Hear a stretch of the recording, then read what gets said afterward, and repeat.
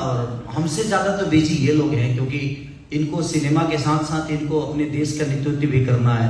देश के हर उस भाषा से लेकर अपने जितने भी कार्यकर्ता से लेकर अपनों से लेकर, और एक एज ए एक्टर के जीवन में इतने सारे काम होते हैं, उसके बावजूद भी हम वक्त निकालते हैं।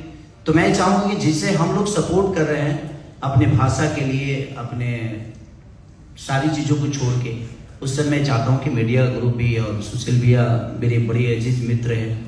और जब मुझे सुना कि सुशील भैया के पूरी भारत राइजिंग ग्रुप ने भोजपुरी दबंग को खरीदा, तो मैं विष्णु भैया का सिर्फ नाम सुना था।